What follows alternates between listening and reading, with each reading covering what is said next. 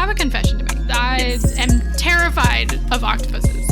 We'll go with vampire. That'll be safer. I think what I have learned is that I enjoy vampires when they're gay. Octopus fact time. Octopus facts! I mean, that's what we do on this podcast. We just like make stuff up with a good argument. We are the octopus, and the octopus is us. In the face of horror, we often default to being normal about it. I mean, how many times have either of us watched a film or something and like identified with the monster? Is it spooky? Is there a castle? Did a woman faint? Ah, it must be gothic. Metaphors and pretty sentences and like, you know, a giant monster at the end. Welcome to The Vampire and the Octopus. A series by Book Club with Julia And Victoria. Two friends who support each other in our obsessions, even if we don't always understand them. And we like to be your book friends. This is a podcast for the books we just can't shut up about. This week we're reading the first of the vampire books for this series. It's called Woman Eating by Claire Kohda. This is a short novel in a kind of literary fiction style that follows a young vampire named Lydia. She tries to figure out how to survive in the real world, both as a vampire and as a British woman of mixed heritage. Our discussion will include the entirety of the book, so if you don't want to know about the ending, if you want to stay away from spoilers, go read the book and come back. We'll still be here. But whether you've read it or not, welcome to the conversation. Welcome to the party. Yeah. And if you'd like to support the show or to get more behind the scenes stuff on this series, you can go to our buymeacoffee.com/bookclubwithjv. Victoria did a ton of research and preparation for this episode and this whole vampire series. And so if you'd like to get some extra content, behind the scenes goodness, discussion on some other things we literally just don't have time to get to because we went a little overboard, you can subscribe for $3 a month. All the extra stuff will be coming out alongside these episodes, as well as all of our like archived episodes if you want to go way back in the vault. I can't guarantee it will be great, but it's pretty funny, honestly. You can hear us record directly into a laptop in a poorly audio-proofed room. So much has changed. So much has changed. I'm so excited to finally talk about Woman Eating. This is the book that started it all for The Vampire and the Octopus. Genuinely, yeah. I was at Tamara Bookstore in Indianapolis back in December, and I messaged Julia, like, okay, been on a little bit of a rut. We were trying to figure out what was next for the podcast. I'm like, what if we just did a whole series about, like, two specific things, and we both deep dove on, like, a certain thing and, like, taught the other about it? What if I do vampires? I don't know, you could do, like, octopus, or come up with whatever you want. And Julia's like, that's fine. I will not come up with a different one. I like that one. So here we are. I bought Woman Eating that day and started reading it shortly after. Shortly after I binge read all of Lore Olympus, because that's also what I bought that day. And I was really engrossed from the start. It really kicked off my 2024 reading with a bang. I was like, this is the kind of book I want to be reading. This is the kind of book I want to be talking about.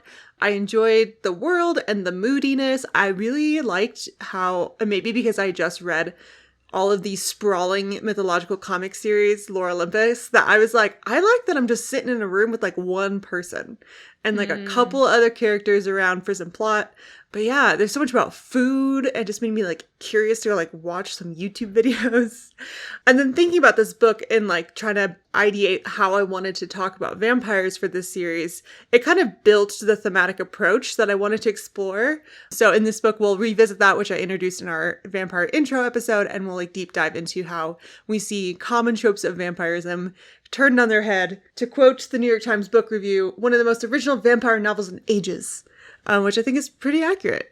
She's taken a really interesting turn on the vampire. Yeah. I feel like because this was kind of the book that started it all and you formulated a lot of your plan of how you were going to talk about vampires from this book, I had a bit of a sense of how to read it or what I was looking for before I went in. Even though I didn't know any of the plot, I like on a thematic level, I kind of had some guideposts. I read it on my flights to and from Atlanta because apparently I'm incapable of reading not on an airplane now. It's a fun new feature about my brain, apparently. I'm like, oh, perfect. for Uninterrupted Hours. Luckily, I found this book very engaging. I really, really liked the kind of it's very lit fic, you know, it feels like something you'd read in class. It's just kind of an alternative style that just really worked for me. Made me kind of feel like, Victoria understands my taste. She knows what we'll be able to talk about.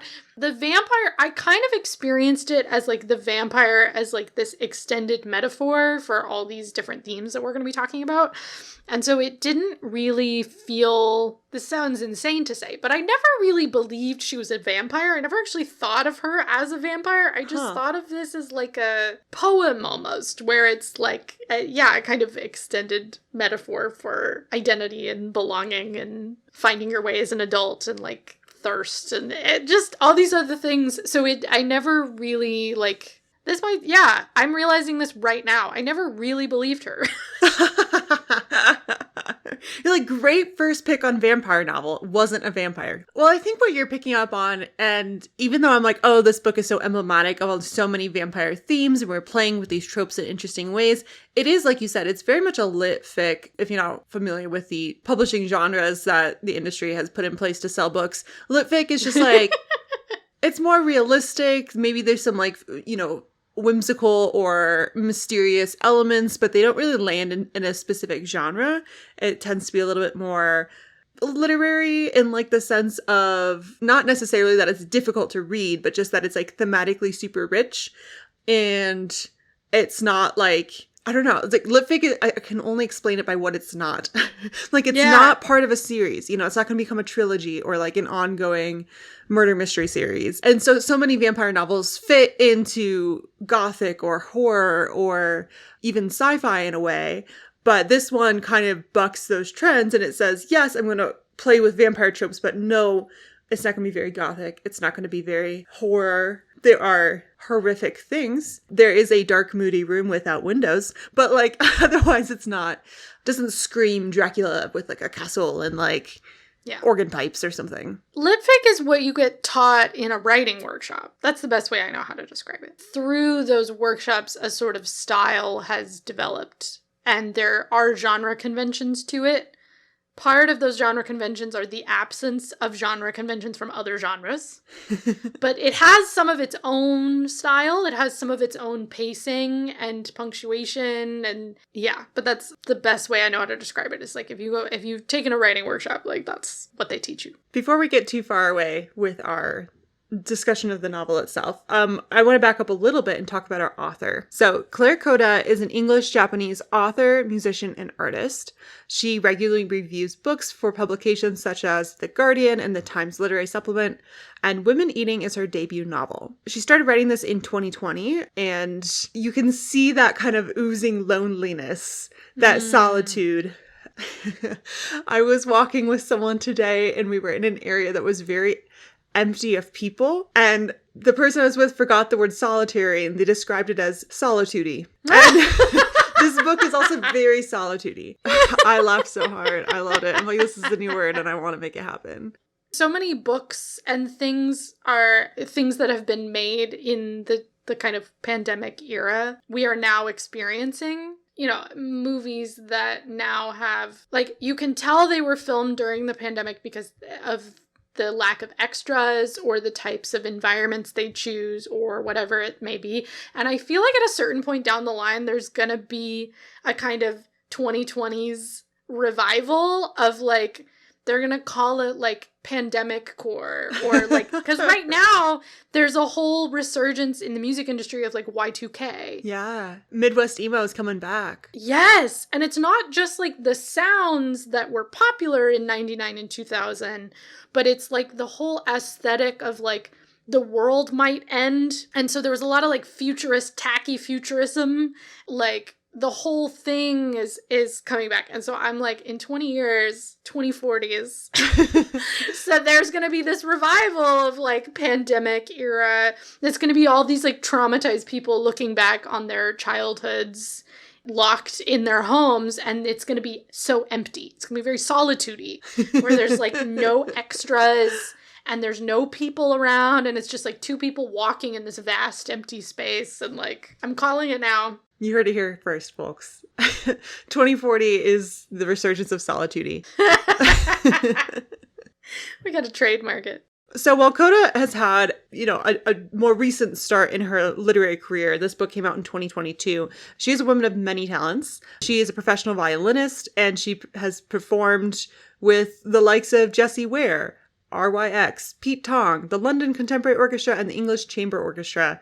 She's been included in several film scores, including, exciting for the book club with Julia and Victoria community, she was one of the violinists in the movie Tar. Not like on stage, but her playing can be heard in the film score with the London Contemporary Orchestra. Up. I know. That's so cool. So cool. She's like, while I'm a professional violinist, let me also go write a novel, which also kind of makes sense because she performs with like large ensembles. So like being locked at home means not working. Right. Yeah. And she's also an illustrator. Just throwing that in. She illustrated Tom Lathan's Lost Wonders, 10 Tales of Extinction from the 21st Century.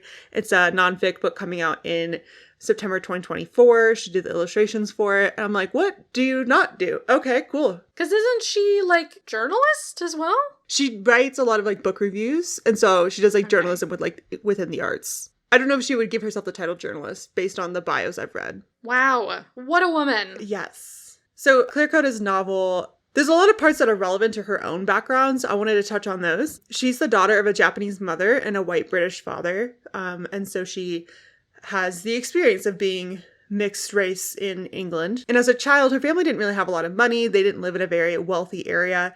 And her father is an artist, similar to our protagonist's father. In an interview with the newsletter Mixed Messages, Kohda mentions how she didn't really get to go to Japan when she was a kid because they didn't really have the money for it. And her parents invested that time and energy and money in her education, specifically her music education. And so she kind of grew up feeling a bit distant from her culture and from specifically like the food. So she had kind of complicated feelings when talking with like non-Japanese folks who had traveled there. And they were like, oh my gosh, the food is amazing. You should go try this. And she like look up the food and it's like, well, you can't really ship that food. It doesn't really like travel well. You really have to go to Japan to have it. And she's like, well, I can't. So that is a lot of kind of the color of her childhood that you can see influences on this book. Also, I thought it was interesting, Kohda is vegan. This book talks so much about food, and we have a vampire who is making a decision of whether to stick with her pig blood only upbringing or to drink human blood. So kind of playing with that dietary restriction, dietary choices theme. So Kohda's a rock star, and I'm very excited for this novel and anything else she decides she wants to write next. All right, well, let me summarize this book, and then we can get into it. So we have our main character, Lydia. She's a young vampire who recently graduated high school in England. She's trying to set out on her own for the first time. She was raised by a single vampire mother who is a very complicated figure in her life. So when Lydia was growing up and having fairly normal human experiences, her mother was very doting, but always kind of reminded her like we're demons and abominations. And just like casual conversations over dinner, be like, remember that we are the devil incarnate.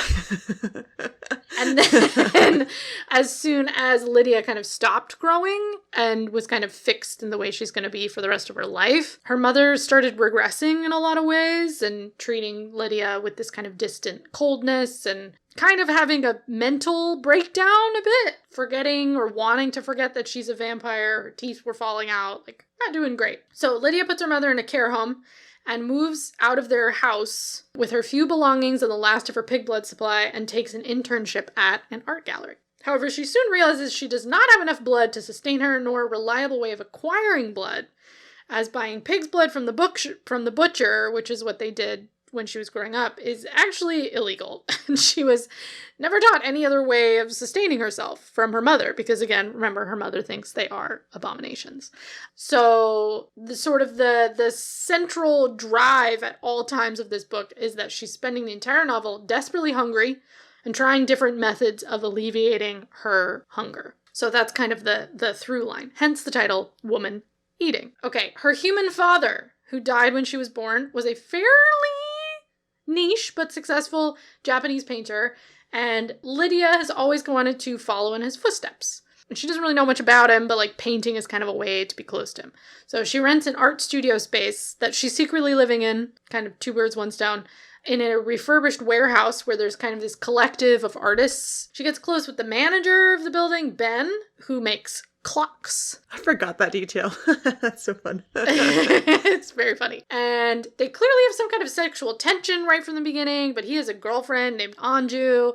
They do eventually sleep together, and this is what makes Lydia feel more human and alive than like anything else. And so she has this thought of like, maybe I can become human through sex. Like maybe this is how I get rid of my vampire self altogether. But then she tries to drink milk, and it like sends her body into shock, and she kind of gets this rude awakening where she's like, I can never be a human. I can never be one of you. Happening at the same time as that discovery, her internship at the art gallery goes very badly. So Lydia's completely ignored. She's kind of treated like an invisible nuisance, like there's a bunch of interns and they're all treated like shit by basically every employee who's like harried and overworked and like does not have time to teach an intern how to do anything. And so she's just made to kind of stand around and feel ashamed of herself for existing, which quickly dashes any image she has of like finding commercial success as an artist through this route. However, the director of the gallery, this creepy dude named Gideon, shows a lot of interest in her, but in like a kind of possessive, creepy, sexual way. And he makes a lot of inappropriate advances on her and intimates that if she met with him in private, she could have a career. And he kind of seems to want her also because he's collected her father's work and he wants like a complete set. I don't know.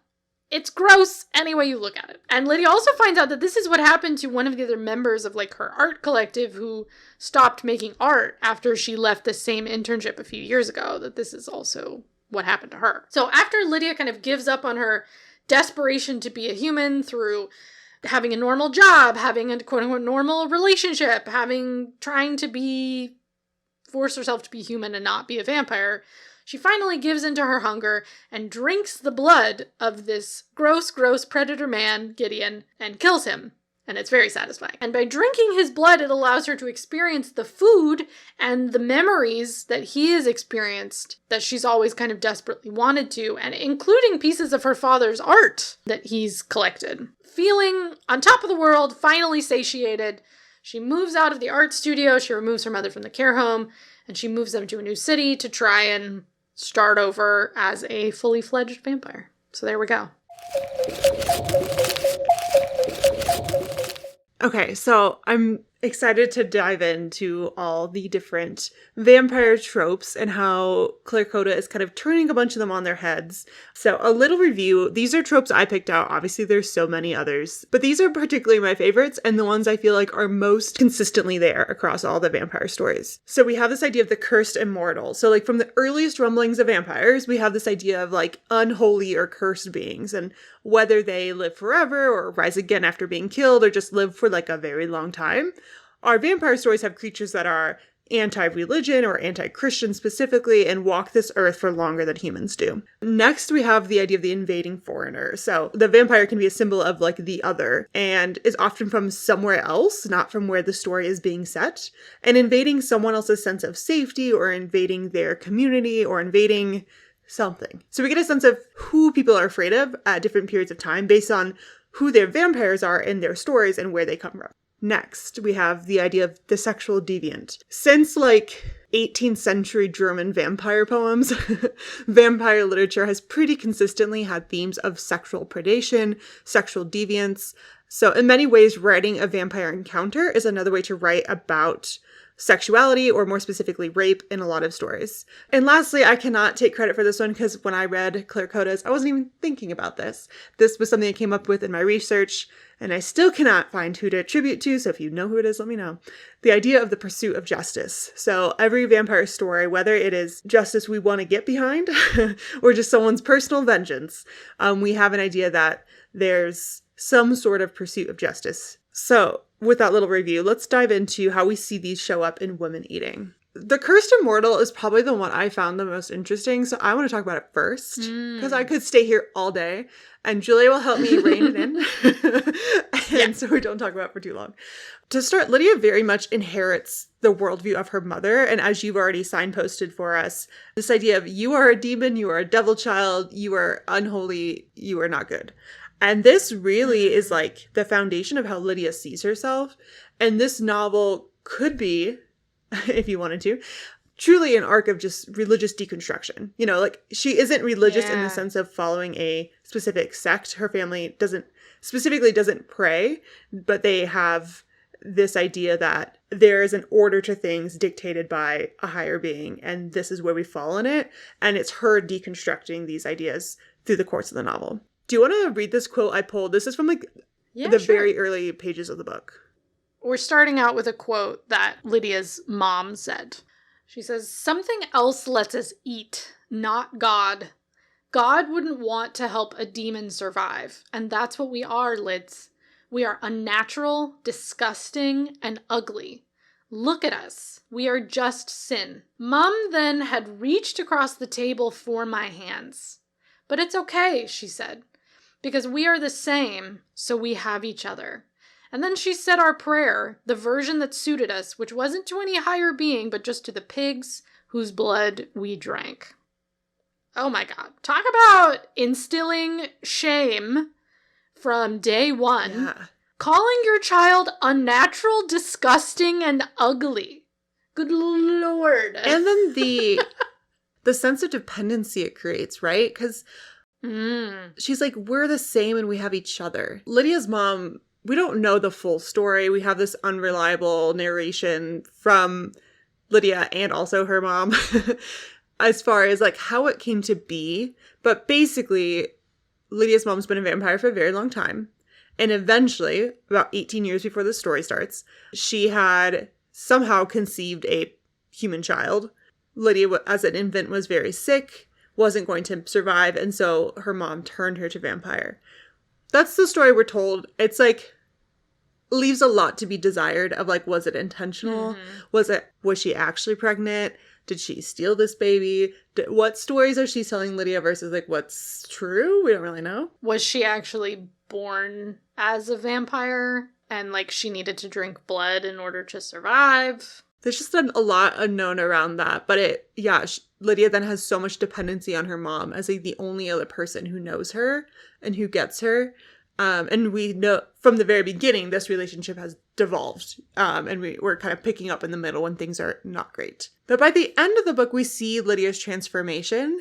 And while her mom taught her that you are cursed, you are a curse, she starts to see it differently. So I feel like it's important to point out, this quote that you've pulled is in Lydia's subconscious after she's had a drink of milk.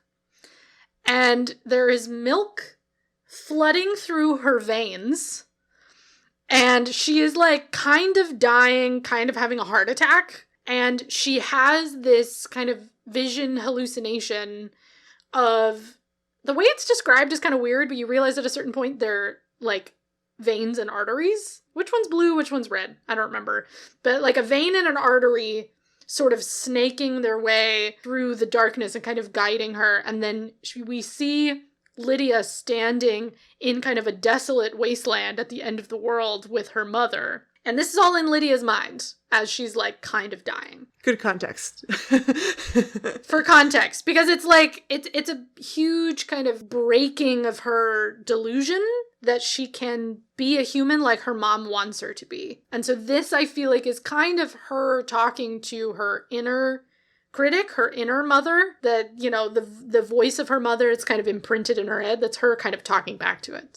So this is the hypothetical conversation in her brain. Mom, I can't take you with me. Why not? Because you make me feel like I'm not worthy of life, I hear myself say.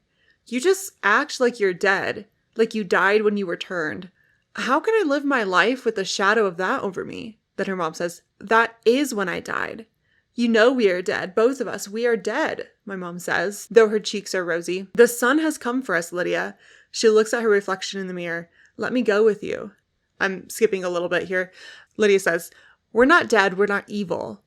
That's just something humans think, that we die when we are turned, and we go from being a godly living thing to being a dead thing animated by the devil. But Mom, that's not us. You know, lobsters just get bigger and bigger without aging, and if there were no other threats to them, they'd live forever. Sea sponges too, Mama. I call her what I used to when I was a child. They stay beautiful and bright, and they live for thousands of years. That's us. So yeah, her trajectory is kind of understanding her immortality as just like a thing that might be bright and it might be beautiful, instead of it seeing it as a curse. And seeing it as something she can choose as well. Like, her mom has chosen to see herself as dead and evil, and she can choose something else. Yeah. I like also that she pulls from things in the natural world around her. You know, it's kind of validating her own existence. It's proving she's not alone, but it's also finding a different worldview or belief system that isn't her mother's. So I feel like a lot of times when you're trying to counteract the shame voice in your own head, you sometimes need something that's not just yourself to point to and say, look, that's like me, and they're okay. So in that way, it really is like a deconstruction story. Yeah. Some of these quotes, I read them and I'm like, this feels so direct. But it didn't necessarily feel that way. It didn't feel like heavy-handed in the storytelling. But we get quotes like, I'm not inherently evil. This curse is what I've been taught. It's not who I am. And later, I realize that demon is a subjective term, and the splitting of my identity between devil and God, between impure and pure, was something that my mom did to me rather than the reality of my existence. So these little self-reflections, these nuggets of like peeling back the layers on her worldview, kind of like culminate in the ending, but are threaded throughout. It's not like a long sit down of like Lydia explaining to the reader how she's changed her worldview. But yeah. To me, the kind of overarching theme that I ended up with is like she spends the whole time trying to kill the vampire part of herself. Like, well, if I can't be fully human, then I can at least not be part vampire or whatever it is. What I saw kind of in that final moment of kind of giving in, quote unquote, to drinking Gideon's blood, aside from like, hell yeah, I'm so glad he's dead. The description of all the sensation, the sensory experience of what she feels when she has his blood in her system, where like she gets to taste food for the first time. She gets to have memories of her father for the first time. And those are both like extremely human things that she's been desperately seeking her whole life. And she was always taught that like in order to be human, you have to not be a vampire. Like the vampire part of you is bad. But instead what she finds is that, like, in order to be fully human, she has to embrace the vampire part of herself and drink blood. Because the drinking of the blood is what allows her to have these human experiences and to, like, be fully embodied. Yeah, satisfy that sort of emotional craving. And so she has to be both. She thinks like embracing the vampire will kill the human side of her, and it's actually the opposite. And I feel like that is very different from a lot of vampire messaging that I've seen, or it's more of a recent thing maybe. I've only seen in things where it's like a metaphor for queerness or whatever, where like it's not just that the vampire is not evil, that's just a story you were told. It's not only that it's not evil, it's actually good, or can be good in the way if you are able to fully integrate it with yourself and like embrace all parts of yourself. Because if she, I think the self-hatred could very easily turn her into a kind of terrifying monster, you know, where she could just kind of go off. Because she puts so many people in such a dangerous situation where she's like starving and getting very, very close with humans, putting herself and the people around her in danger. I think you could do a really great reading on like eating disorders in relation to this book. Right. That's actually something I didn't put a lot of notes in here on, but I do think that's, I mean, one of the content warnings I feel like this book needs is if you do struggle with an eating disorder, be very mindful if you decide to read this book, because it is like a super fixation on disordered eating. We've got like every layer of it. You know, she's trying to not consume anything. And so she's severe restriction, and then she's binging when she does have the opportunity to have access. Yeah, she watches so much food content and is like hyper fixated on like what she can and cannot have. Yeah, and what I think is so interesting about this trope for kind of like the larger vampire context, like you said, is most of the time we don't get this almost redemption arc of, you know, redeeming the vampire part of her, of like finding wholeness as a person by embracing all of her identities.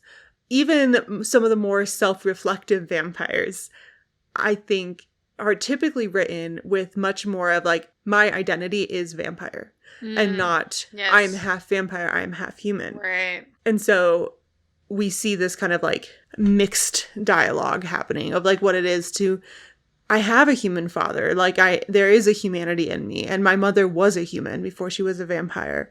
I found it really interesting. So I'm like, oh, like there's so many stories, especially of like immortal beings, like lamenting their immortality and like figuring out how to deal with that, or like the grief of like losing loved ones, or the hardness that comes after watching generations. But it's interesting to meet an immortal vampire at the very beginning. Like her beginning was like only 18 years ago, so she hasn't had the chance to like kind of grow into that immortality and to really have a full sense of what it is. And like we mentioned, is the narration from her mother, the stories that Lydia's told about who she is and where she comes from are very murky. Her mom doesn't tell her much, and she really is lacking kind of the lore to understand herself and her community, like the world of vampirism.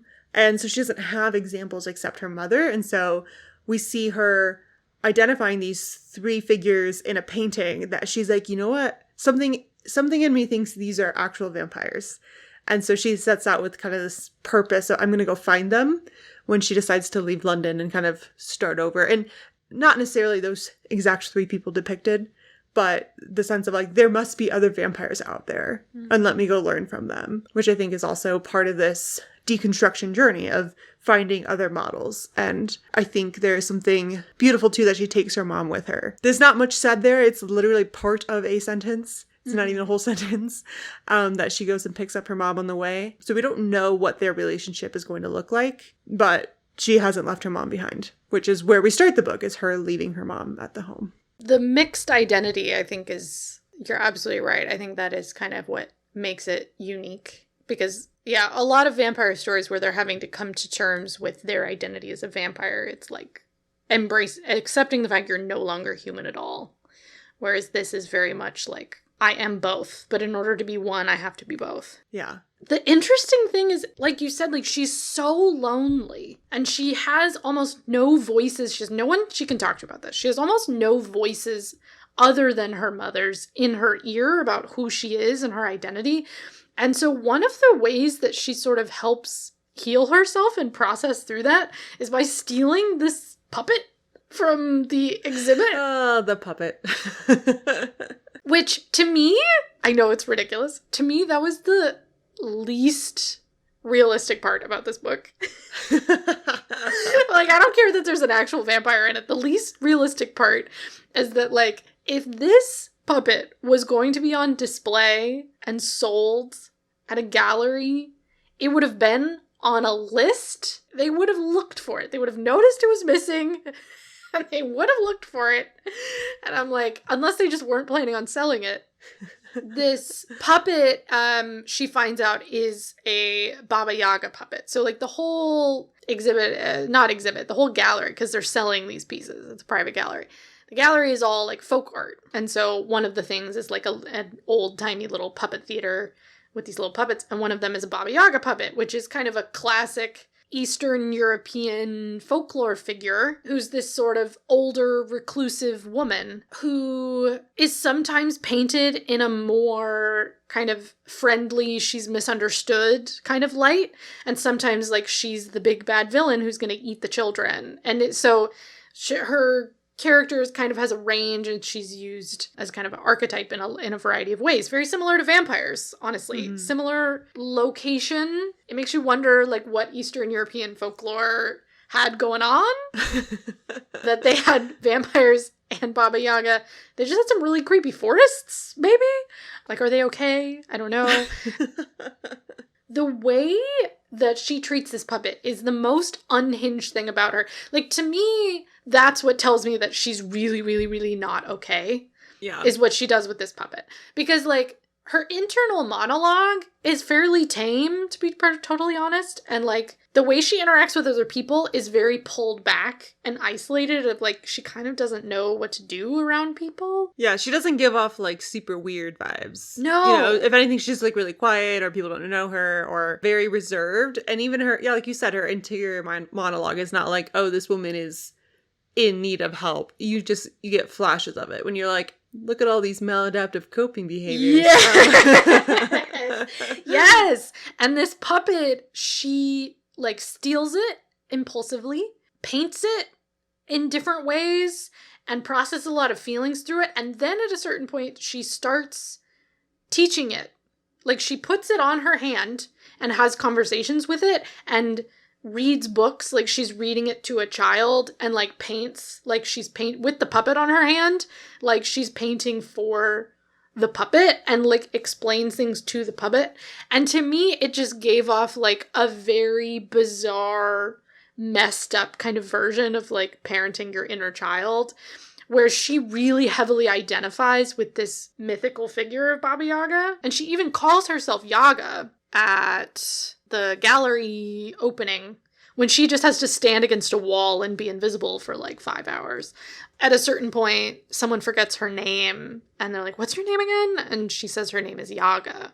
So she, like, very clearly connects herself, and is, like, when she's painting, she's really painting self-portraits, but it's through this character. But yeah, she develops this very bizarre kind of externalization technique.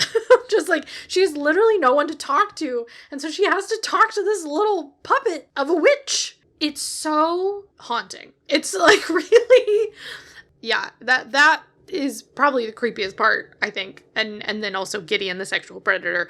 But it allows her, I think, by kind of caring for this puppet, allows her to care for herself in a way, and see, like, even though this figure is complicated, often painted as the villain, it's still worth caring for. Yeah, let's talk about the art world more, because I think this fits in with the next theme of the invading foreigner. In Women Eating, the invading foreigner is very literal. Like, we're specifically talking about colonialism, like particularly the British colonialism of Malaysia. We don't know much about Lydia's mother's origin, except that she was turned vampire by the invading British. She was a Malaysian woman and eventually brought back to England with a colonist. Kohda actually, in an interview with Electric Lit, pointed out this exact same thing. So she writes, art collecting has long been tied to colonialism and war. Once we take an art object and lock it away, it becomes something that no one else can see, that no one else can possess. And so it makes sense, I think, that it is something that is tied to the taking of other countries and cultures. So we start with colonialism is the vampire. And that's kind of the origin point. British invading Malaysia and taking things. In a lot of vampire stories, we're talking about, like, a sense of security. But, well, obviously her mother's security was taken. What also is taken is the artwork, the art products. And we see this time and again. We have all of her father's art that is from a different place. And the British white gallery owner, Gideon, is one of the many people buying it up. I think an interesting turn on a vampire, like, story is often we have vampires that have all this generational wealth. They tend to be a lot of aristocrats or people who have lived for so long that they've accumulated, you know, like they are the one generation, but they just accumulate wealth over time. But what we have instead is her mother, who was turned vampire and not given resources, not given anything. Everything instead is taken from her, including her home. She's moved somewhere else. Lydia and her mother are able to make ends meet for a while because they end up selling off her father's artwork. So owning the art is not enough for them to survive on. Owning art only is a luxury good if you also have money, right? Like if you have money to live off of, then the artwork is something you collect and you hold on to point out and look how fancy and wealthy I am. I can own this thing. Well, and tax breaks. That too. Money laundering. But owning her father's artwork is not helping them pay rent. So they sell off the artwork.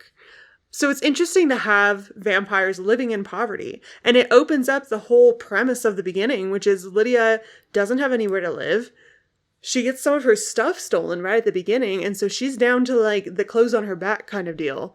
And what happens to a vampire that's still trying to figure out who she is. She has a roadmap she tried to build for herself. Like, okay, if I can become a prominent enough artist and sell my work, I can then go be a reclusive artist and then come back in 40 years as the daughter of Lydia and just like repeat ad nauseum until forever. And that's how she's going to survive financially. But that plan is very rapidly falling apart. Yeah, I feel like the invading foreigner thing is sort of twofold. Because on the surface, like, Lydia looks like the quote-unquote foreigner because her mother is an immigrant.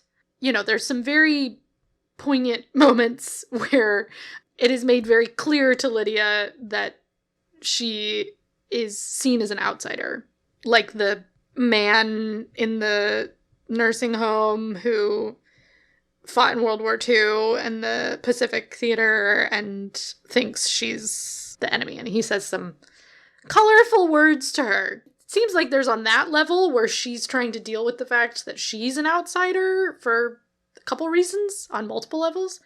But then also there's the second layer of she and her mother are in England because they were completely cut off from their human heritage and transplanted as a result of a previous invasion to her mother's homeland. That's also where we get, I think, a very strong connection between the little bits that we get of the man who turned Lydia's mother. He's framed very much as a kind of sexual predator, where it's like he's preying on young women and you should watch out for him and that kind of thing. And Gideon, right?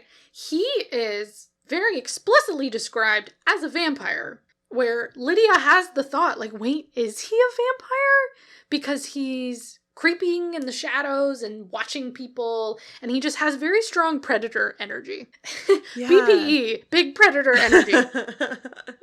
He is really stealthy and like always kind of lurking, you know, and he just has the sense that he wants to consume. But then when she gets up really close to him, because he's like feeling her up against her will, she's like, well, no, he's pretty warm, so I think he's a human. But he's literally described as like more of a vampire than she is.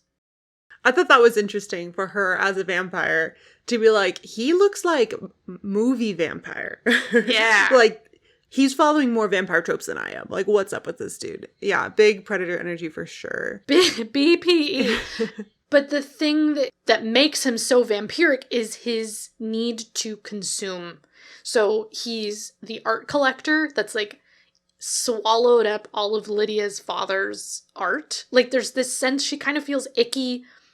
Even more than the sexual stuff, she feels icky because he owns part of her father that she does not have access to anymore. He has this need to consume the women around him and to be responsible for their careers and have them for himself. But also he really wants their art. He just wants to own, he wants to swallow everything up and own it for himself. And so in that sense, he's living more of a vampiric lifestyle than like she is.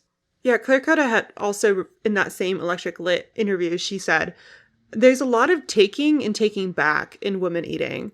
A lot of the book is about ownership.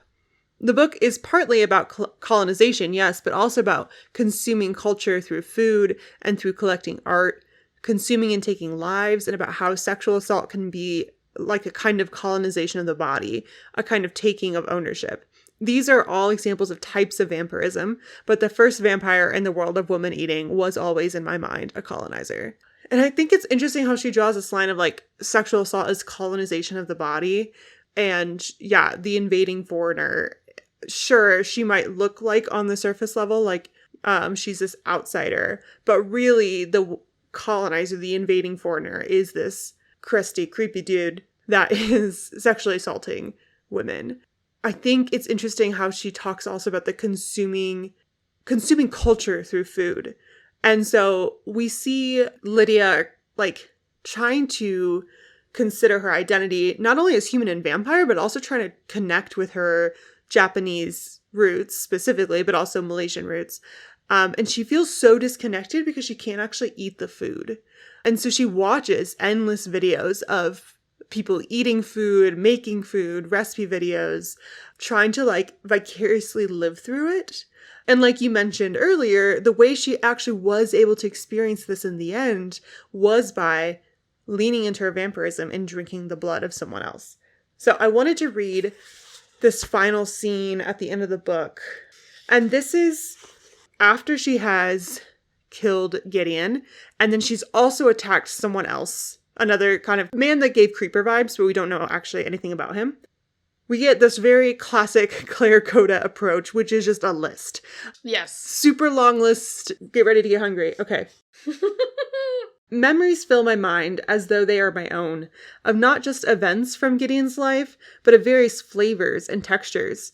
Breast milk running easily down into my stomach. Chicken cooked with butter and parsley.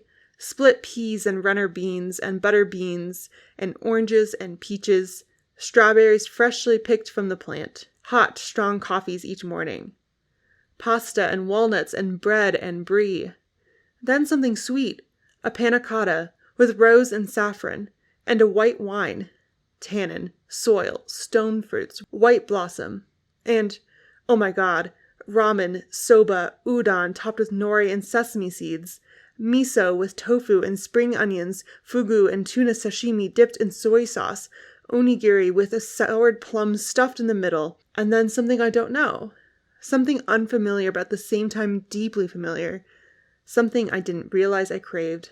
Crispy ground lamb, thick, broken noodles, chili oil, fragrant rice cooked in coconut milk, tamarind, and then a bright green dessert.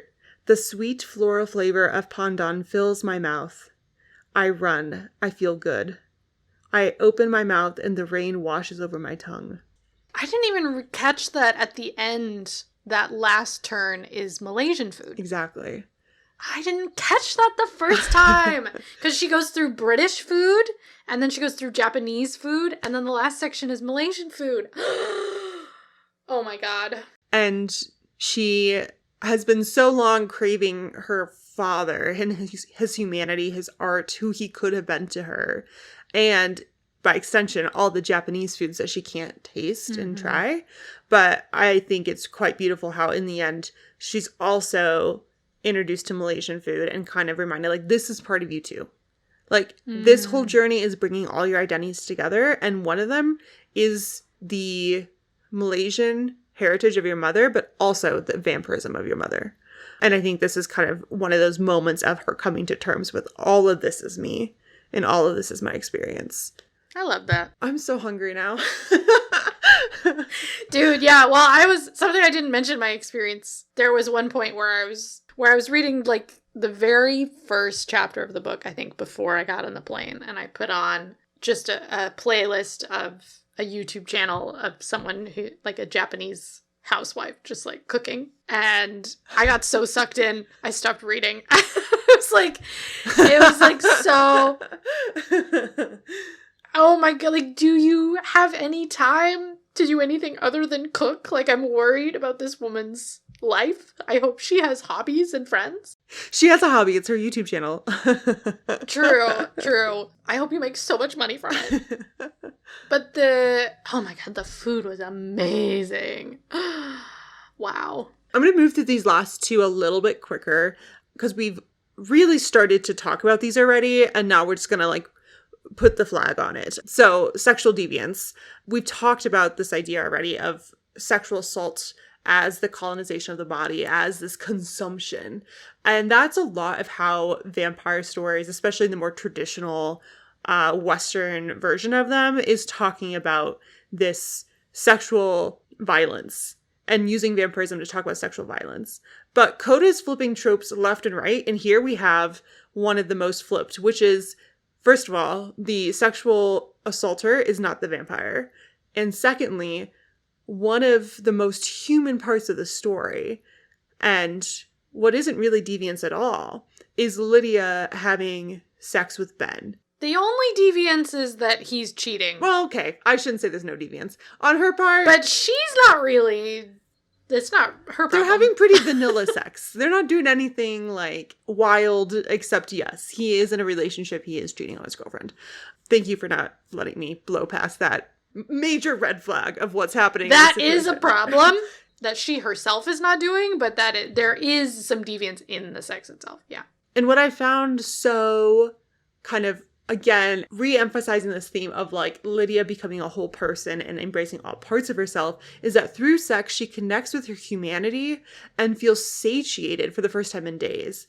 And it's like this consensual sex is not about consumption. It's not about, like, ownership, but just, like, realizing, like, this isn't a bad thing. Just, like, feeling good. Yeah, it's just, like, connection. And for someone, our character, who's been so lonely and has no one, and even though she can't really tell Ben who she is, he's actually there for her. He's, like, the one person that's, like, comes back throughout the novel as, like, interested in her artwork and wants to talk with her and, like, curious about her. And so she has this point of connection and realizing, like, maybe I'm not all bad. She does have some, like, ideas that maybe she could just only have sex and somehow never have to drink human blood again, but you can't. Mm-hmm. Man does not exist on sex alone. You must also eat. Yeah. Yeah. She has a bit of a, like, she's so embodied and she feels so emotionally satisfied and connected for the first time, like, ever, that she has a bit of a Delulu moment where she's like, this is just as satisfying as eating, so obviously I never have to eat again. He's the only person who has some vague understanding, some similar feelings to what she's going through, where, like, he thinks her mother's dead, and she doesn't correct him. But she has a very complicated relationship with her mother, and his mother is, like, in hospice. And so they have something other than art or sex or vampirism to talk about, where it feels like they're caring for each other. Yeah, she hasn't had that in a hot minute, especially as she is forced to cut herself off from this really lovely friendship that she had in her childhood. Because, you know, she... like, how does she explain to someone that she's going to be 19 forever? And, you know, she feels like she can't be honest. So kind of connecting it back to the cursed immortal thing. She's taught that her body is evil, basically. I feel like sex is one of the ways that she sort of learns that it can be good and can experience good things and can be used to connect with another person. I think what's also interesting here, and I'm just now piecing this together, is that this is, like, intentionally bucking the trend of a lot of vampires, especially, like, vampire romance specifically. It's not about the vampire having to control themselves, that, like, sex is somehow going to make them want to drink the other person's blood, but that it is a separate thing that is fulfilling in its own experience. Because she even has some, like, trepidation of, like, will she be able to not hurt him? And turns out she's like, oh, actually, I really just enjoyed the sex and I didn't feel the need to, like, hurt him or, like, drink his blood. And so I appreciated... It's like a separate hunger. Yeah, I appreciated that kind of distinction in a way that, like, I mean, the obvious offender of this would be in Twilight when he's like, I cannot control myself. And, like, that's a whole nother level of Stephenie Meyer's Mormonism and purity culture, just, like, reflected on vampires and teenagers. But, like, we don't need to get into it right now. And then wrapping up, so... pointing again to Gideon as the sexual offender, we get into our idea of the pursuit of justice. And so Lydia kind of executes her own justice by letting herself attack and kill Gideon and drink his blood. This is the first human she preys on and kills and takes kind of justice into her own hands to get rid of the abuser. And when she has drank his blood, she sees flashes of his life and we get confirmation of him raping other people, in addition to the harassment that she has endured and her fellow artists have. It's also, I had this realization when I was rereading the ending today. Lydia gets this like odd superpower after she drinks from Gideon that she kind of like hand waves as like, oh, I guess because I like actually killed the person, now I have this superpower. Because like she's drank human blood before, like Ben cut himself and she like sucked the blood from a towel. It was a bit much, honestly. I did not like that part. But she has this new superpower that she can see how many years a person has had and how many they have left to live. It's almost like they've got like echoes around them. She can see a 4-year-old walk by and see he's really young and he's got a long life ahead of him. Oh yeah, she can see that Ben only has like a couple of years left. So she sees Ben and she knows that she can, it's not explained in this world building like how turning someone vampire works, but she knows she is capable of turning people vampire. And she's actually thought about it or like fantasized about like, well, what if she makes Ben a vampire and they can be together forever, or she won't be alone anymore if she could just turn someone into a vampire. In kind of a final decision, maybe a final ethical choice in her mind, is that she leaves Ben as he is. She thinks about how she could turn him and give him more than just the few years he has left. She thinks about how she could tell him he only has a little bit left, and maybe he would do something that would change that. Again, she is new to the superpower and it's not explained, so I don't know if that would work with the future seeing of this book. In the end, she leaves him, doesn't tell him anything. In a way, she kind of executes justice by not acting, leaving him to live his own life, and in a way, just taking herself out of the situation. And don't necessarily know if that goes under pursuit of justice, but it was a final thought I had today, and I was like, oh, I'm just gonna throw this into our conclusion. Yeah. I mean, it is kind of a culmination of her putting together her own sense of morality, I think is maybe the best way to describe how this book ends, where she's sort of, if we're thinking of it as a deconstruction book, like she's putting together a new sense of right and wrong that is different from what her mother's is, where they are not inherently wrong, but they can do good or bad things. And so she's deciding what those good and bad things are. So who is she going to kill? Who is she going to consume? Who is she going to leave alone? What is kinder to do, to the ordinary person?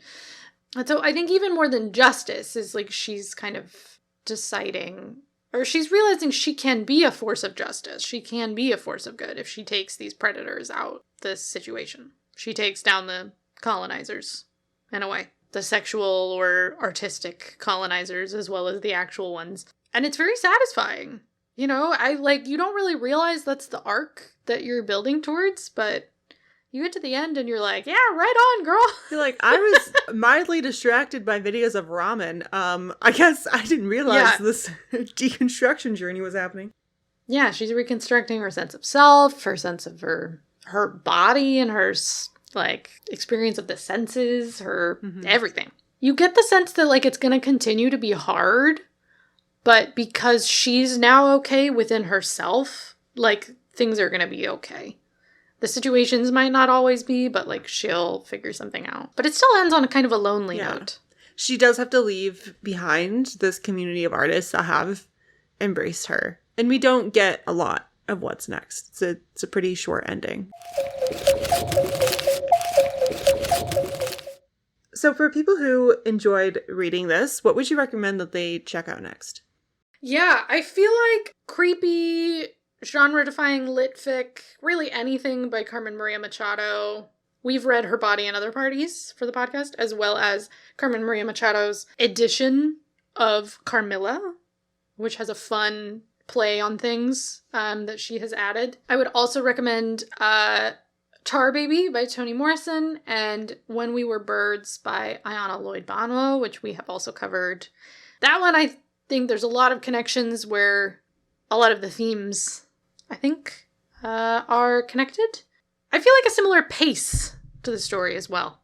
And kind of this mixture of literary fiction style with kind of mystical or magical or other elements. There's a flash story called Close Cover Before Striking by Sylvia Moreno Garcia in the latest issue of Friction 21 Unseen.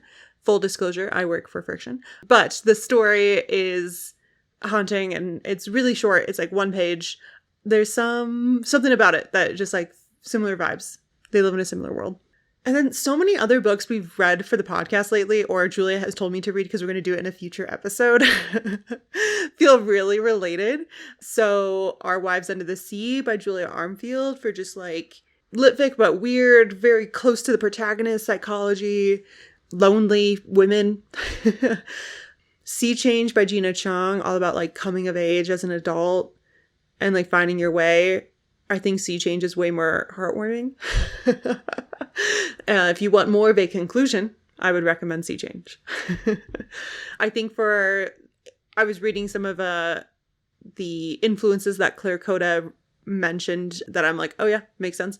Kazuo Ishiguro, go read his work. Go watch the TV show Ugly Delicious, just for more food and commentary on culture and consumption of culture. And of course, to honor our dear protagonist Lydia, go watch some Buffy the Vampire Slayer, which I think is adorable that she is obsessed with that TV show as a vampire. There's like one weekend where she's having a really hard time. She watches like 2 entire seasons of it, and it's very funny. What are you currently obsessed with? What is bringing you joy? I just finished the FX show Shogun. So well made. Honestly, I didn't realize how starved I was for quality production value until I watched this show. You've had too many pandemic era TV shows to watch. Yes! And I was just like, oh my god. Incredible acting, writing, attention to detail, storytelling. You know, it's political thriller. It's not really bingeable. Heartbreak High Season 2, finally getting around to that. Boy, is it angsty. But if you want just endless bisexuals being chaotic, this is the show for you. I am obsessed with Dev Patel's new movie, Monkey Man. So obsessed that I actually went and saw the movie too so we could talk about it, which I enjoyed. I don't know if I enjoyed as much as Julia, but I don't know if there's any movie I can enjoy as much as Julia, because when you like something, you really like something. It takes over my body and soul. I love it for you. Thank you. I came in very biased because, like, I have been a Dev Patel stan since, like, Skins days. Like, I was there at the beginning. I was pirating Skins on my parents' computer. That's pre-Slumdog Millionaire, right? Yeah, that's like real early. Yeah, that was his very first gig. Just him as a lanky, weird little teenager. It was great. And Monkey Man was so, oh my god, I laughed, I cried. The editing was stunning. The lighting. It doesn't make a lot of sense at times. It doesn't make sense in the way that there's a lot of John Wick that doesn't make sense, and you're just like, yeah, okay, yes. that's what's happening, but I'm still enjoying it. Yeah, it's hand wavy, yeah. You don't need to understand. And then complete flip opposite tone. There's a new Zero Base One album called You Had Me at Hello that is just pure, unadulterated summer fun. I was watching dear friends of the pod, Adam and RJ, responding to ZB1 music videos today. Wait, really? I don't follow anything K-pop, really. And I was like so into it. Just because I really appreciate Adam and RJ and their reactions. Maybe it's their new one. It's probably the new music video. Where the guys like in the rain. There's an ice cream cone being licked? Yes. And Adam and RJ are just like losing their minds. Yeah, we'll link that in the show notes so people can go watch. I am reading The Poppy War by R.F. Kuang, which we've read Babel here on the podcast. This is Kuang's debut novel, debut trilogy. And I love it. I love Kuang's writing. I'm just so back in it. It's so great. She writes like the anxiety and stress of a student like no one else. And I'm like, of course Kuang, who's got like multiple degrees from high prestigious universities, can accurately write how it feels to go through those kind of tense training. I'm doing it as a buddy read on Storygraph with some Denver folks that I've met since moving here, and I haven't used that feature before. It's really fun. And then I was trying to think what I've been watching, and I'm like, I feel like I've been watching a lot of TV, but I don't know what it is. Oh, it's the NBA playoffs. folks, here we are. The time of year, it's actually so fun because neither my preferred NBA team nor my favorite NHL team made the playoffs this year, but both Denver teams did, the Avalanche and the Nuggets. So there's a game every night of the week. It's delightful. All right. Well, okay. I'm 2 minutes over. I gotta go. Gotta go plan my vacation. We've got another octopus book for you next week. Or not next week. Next episode. Enjoy, and we will see you soon. Happy reading. This has been an episode of The Vampire and the Octopus, a special series from Book Club with Julie and Victoria. Thanks for listening, and thank you to our members who keep the show going. You can support the show and also receive access to exclusive bonus content, including our film club, newsletters, and archive of the first 50 episodes of the show at buymeacoffee.com/bookclubwithjv. This episode was co-hosted and produced by myself, Victoria Bruick, and Julia Clausen. Our music is composed by Greg Bruick. Our logo was designed by Gabby Thubland. We want to know what you're reading and your bookish thoughts, so you can reach us at our website, bookclubwithjv.com, on Instagram at bookclubwithjv, or by leaving a review on Apple or Spotify. We'll catch you next time. Happy reading.